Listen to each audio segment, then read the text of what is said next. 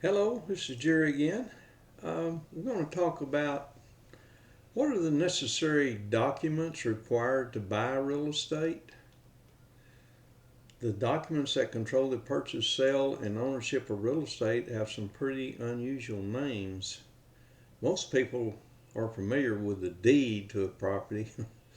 Just what is a deed? Well, there's more to the name than you might expect.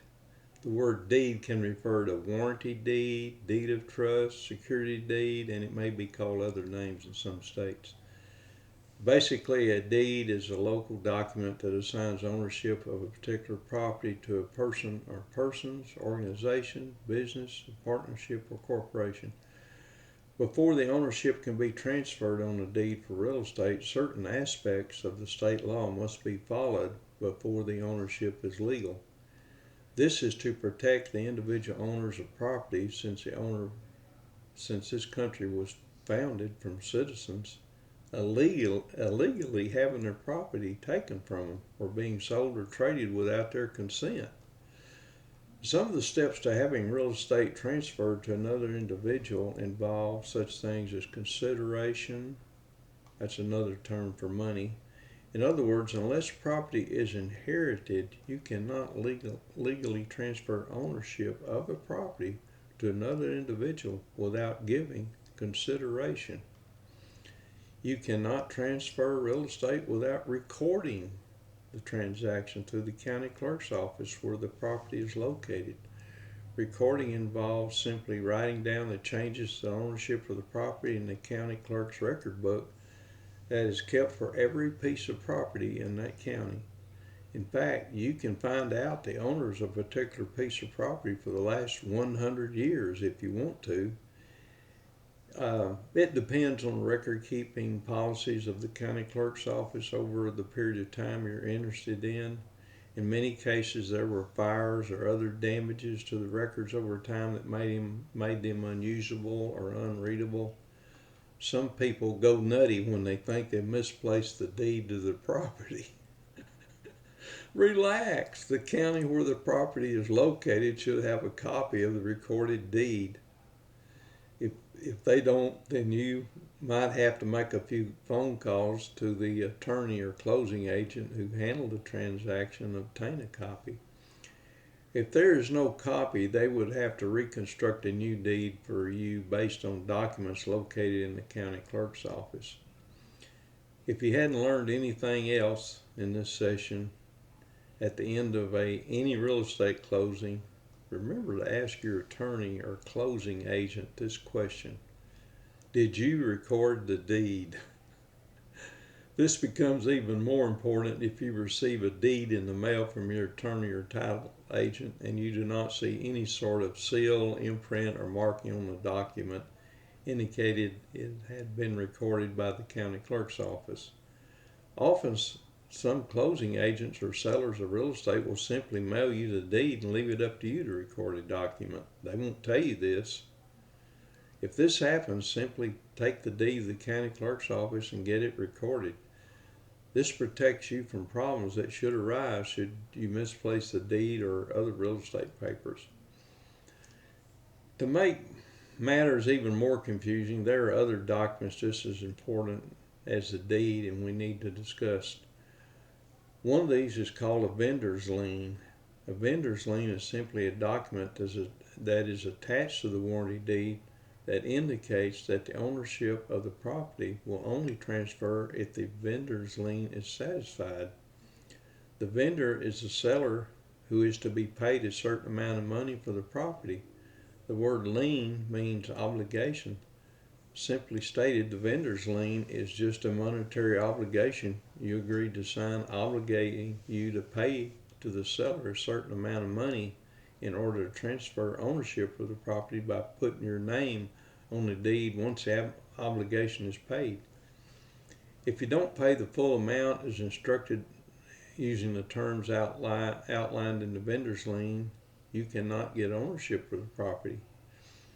Another one of these documents is a sales contract. A sales contract is a very popular way of buying real estate from an individual who will own or finance the sale. A sales contract is sometimes called a land contract or contract of sale. The name depends on the state in which you live and the legal wording in your state laws regarding real estate sales. A sales contract, land contract, or contract of sale is basically a document. Is basically a contract between the buyer and the seller to obtain a deed. The deed would only be issued to the buyers when the sales contract or other names used in your state has been fulfilled and all obligations met. One of the obligations to be met is that the buyer agrees to pay the seller a stated amount for the property and to make monthly payments based on the terms of the sales agreement. Examples of some of the wording might be as follows. Jerry L. Sparks agrees to pay John Smith the sum of $50,000 for the property known as 1200 South Oak Street, Austin, Texas. Buyer agrees to pay seller the sum of $500 per month for 240 months with interest accruing at 10% annual interest on the first of every month starting January the 1st, 2014 and continuing until the debt is paid in full. Other wording would include options the buyer and seller have in a contract goes into default, such as late payment or if no payment were to occur. Each state has laws that vary the wording of this document. Basically, the sales contract is a carryover from the early days of farm and land sales that have been a part of America's history for 100 years. The sales contract usually contains standard wording that is legal in the state. In other words, if you use a standard form of your state along with an attorney, that should keep you out of trouble. Personally, I would not sell or buy property without an attorney to represent me. That's just the way I do business. Why use a sales contract over a contract of deed? It depends on what you want and what the buyer wants. A sales contract would guarantee the delivery of a warranty deed in the buyer's name after the contract is fulfilled, whereas a warranty deed will already have the buyer's name on the deed before all obligations are fulfilled. As a cost-saving measure, the sales contract will keep the closing costs down due to the simplicity of the closing process. Executing a warranty deed with vendor's lien is more involved, but is generally preferred by banks and mortgage companies because they will be the entities actually holding the vendor's lien against the warranty deed. It is generally how they do business. If you are selling a property you own to a buyer using owner financing, then a sales contract will do nicely because there's no outside financing involved with a loan institution. You are the loan institution. Generally, when there's no outside financing involved in any way, such as a second mortgage or lien, a warranty deed with vendor's lien will be required. With a sales contract, the warranty deed does not have the name of the new owner recorded on it. Real estate tax statements will be sent to the original owner, which will have to be forwarded these to the new owner to pay each year. This will continue until the contract of sale is satisfied. When the last payment is made on the contract of sale, then the warranty deed is recorded with the name of the new owner. Actually, in some states, the more equity, the more principal the buyer has paid into the property guarantees the buyer more time before a default in the contract could be noted. If the buyer has paid in from 10 to 20% in the property, this could guarantee the buyer that he can be in default, for an example, an additional 3 months before notice of default can be issued. With a sales contract, notification of foreclosure is simply a certified or registered letter from the seller to the buyer.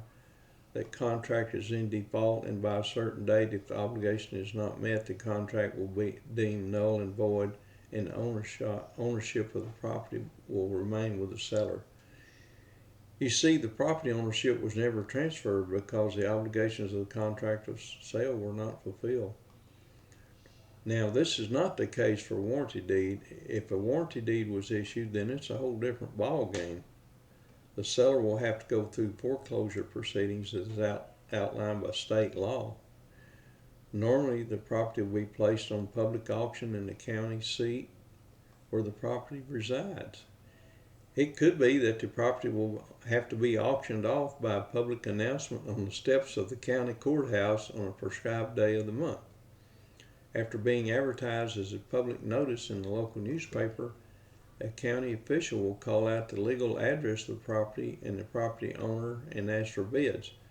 The starting bid will be the amount owed to the holder of the lien or note that was defaulted. You can be assured that the bank or lending institution will have a representative present to make sure they get the bid at least as high as what is owed to them. Okay, well, that's all I've got on documents. So we'll see you later, okay? Thanks. Bye.